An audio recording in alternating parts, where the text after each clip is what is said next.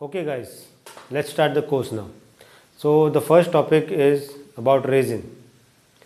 Before starting the course, I would just like you all to do certain things. Just pause the video and just grab a book and a pen. I know you can watch it 100 times again and again, but once you just when I will tell you to note it down, just whatever the topic will be in the later sessions also, you just have to note it down, whatever that what I tell you to write, because that will just remain in your mind, and that will be handy to you as a reference. So that you sometimes what happens, you just forget when I say, and then you just think you'll remember this, but then you forget. And even when you go to search in the videos, so sometimes you skip that thing. So whenever I tell you to note something, you just make a note of that thing, and like when you do your projects and all, so all these things will be coming handy, and once you write something, psychologically you never forget. So just pause the video for a bit and just grab a pen and a paper, or pen and a book, so that you can just write it somewhere. Okay, so let's start now. So like I already told you about, our first topic is about resin now. Resin or epoxy, whatever the thing is. So I will be explaining, I will be the confusion of these two words, will just explain that, we'll just go through that. So as I told you, this topic, all the topics, those are like really vast topics. If you go into details of it, it will just take lot many days also. Just we can just keep on talking about one particular topic all the time. Because as I told you, resin, it is a lot versatile substance that is used in a lot of other products also. Even your Fevicol, that has resin in it, that has epoxy in it. So it is a vast topic, and as experientially, even giving our courses now, we have done a lot of live sessions also. I had given a lot of information about this resin topic, but that what happens is our students, they get confused, because what I just want to give you all the knowledge at once only. But this topic is this other knowledge, in like even in our further topics now, only which is required to make tables now. Specifically, I'll be just telling you that.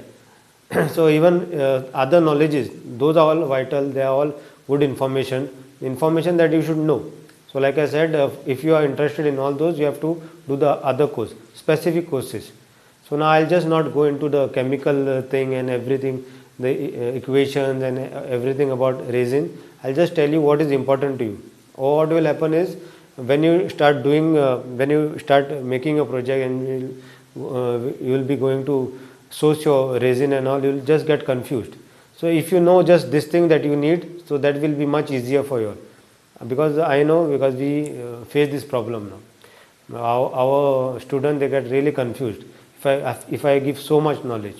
So that is the reason why I'll just tell you specifically about our table making process and related to it, not about some industrial thing or some flooring thing which is not required here. That is not required for you. If you are going for further thing, then you can just opt for other course which is specifically designed on resin only. Everything that you need to know about resin, that course is there.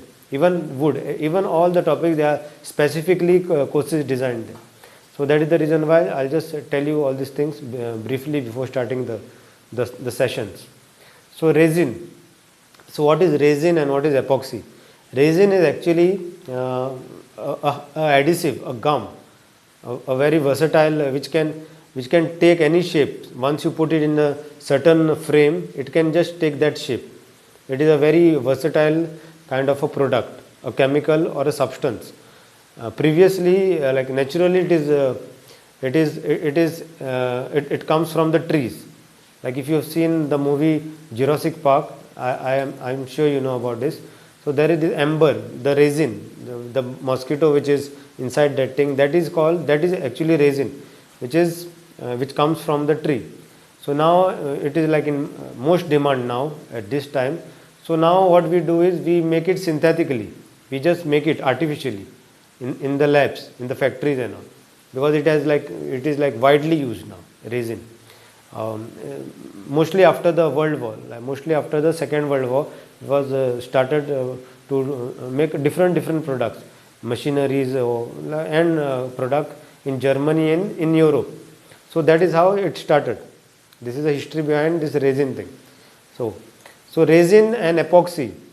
So this resin thing, which is synthetically made, it is classified into majorly three parts. So those two parts, those are like polyesters. Polyesters, those are also acrylics. These are other types of resins only, which are like specifically used for industrial things and all the other things. So what our focus is, what we deal with is something called epoxy. This epoxy is also a tricky name. It's a marketed name which I'll be just explaining to you, and you'll just get you'll just understand what is this word all about. It is actually a scientific term. This because there are specific elements into this particular substance. So this is a scientific term, epoxy. So it is called epoxymides. So they are these specific enzymes or particles or atoms which are there in this particular substance, chemical substance. So that is one thing. Another thing is this resin. Actually, this is resin. So this resin by itself, it does not harden. It does not harden. By itself, it's just in liquid form, in very unstable form. It's like a gum only. It is not. By itself, it doesn't harden. So there is another thing, another chemical that is made, and that is called the hardener. Obviously, hardener. So when you add this hardener to this epoxy, this resin, and then there is a certain chemical reaction that takes place, which is a violent chemical reaction between the two chemicals. There is a reaction. So this hardener acts as a catalyst. So there is a combustion. There is a lot of violence inside. There is a lot of chemical reaction that takes place, and after that chemical reactions, it cools down. It comes down everything, and during that process, this entire thing it hardens. It hardens into any shape, any shape or form that it is put in. So that is the main idea behind the whole chemical idea behind this thing. And just for example, this is resin. This, for example, this is resin, and then we have to add another chemical which is a liquid only, that is hardener, with some certain chemical things to it, that it is added inside it, and there is a certain chemical reaction inside. There is a lot of heat generated, a lot of fumes, there are a lot of other things, a lot of smell, everything, because this is a very violent process on a micro level. So once this thing is done, there is a certain time for curing and all. After the curing is done, everything is done, then you get it was put in this kind of shape. So once the reaction is done, everything is done. Now this is just for example thing, because this is blue color because we've added color into it. So the end product is this thing. See, it takes the shape of anything that it is put in. It's like making ice cubes. So this is that thing, and see, this is hardened now, absolutely hard, like anything, like stone, like granite. It is like very hard. So this thing, the end product which we get, this thing is called epoxy. This thing, like when these two substances, they marry each other, and what the product which comes out, that is actually called epoxy. So on the internet and all, there will be a lot of other description about it. There will be a lot of confusion. Even if you go and search about it, there will be a lot of confusion. But essentially, you have to understand is the end product, that is called epoxy. So sometimes even this thing I didn't know, because we did a lot of research over it. We have experts. We have our friends who has this factory of making resin. So now then we understand the chemical thing, the breakup of this thing and this and that. So like to put it very straight, the end product which we get, that is called epoxy. But whenever we talk, we sometimes refer resin as epoxy, epoxy as resin. But that is a tricky thing. Both the words, they just essentially mean the same only. So that you have to understand, that there should not be a confusion whenever you go to search for these things. Essentially that is resin, but sometimes it is called epoxy. So there is no much difference. But the epoxy thing, it's only for art, to do our tables and all. Especially this particular resin which is reacted with this particular hardener, that is called epoxy. So don't get confused with the terms and all. It is very simple. You can just go back and just listen to what I said. Just make a note of it, that there is no much confusion about this thing. Resin and epoxy, it is essentially one and the same. You just need to understand. There is no need to get no need for confusion. So that is the thing. So like I'll just specifically talk about our table making process, and what kind of resins or what kind of epoxies that we have to know about. So essentially, to make a table or a product such as coasters or clock, anything related to this kind of things, like our things, creative things, all we have to remember is there are two kind of resins that we use here. There are only two kind of resins. In the market, if you go, you'll just look at the products on Amazon or like a lot of other places. You'll be just confused with the terms that they use. Sometimes they say casting epoxy or 3D epoxy or tabletop epoxy, and this epoxy, that epoxy, or resin, like it is called resin or epoxy. It means the same. So essentially, you have to understand that in our work, in our field, we use two kind of epoxies, two kind of resins. One is called the casting resin. I'll just say for convenience, I'll just call this resin only. So there is casting epoxy, casting resin, and coating resin. So casting and coating, there are only two things we have to remember. In our process, we have to remember only two things. One is casting and one is coating. So what is casting and what is coating is, casting is with the name you will understand. Casting is a resin that we need to make a body. So now this is a body.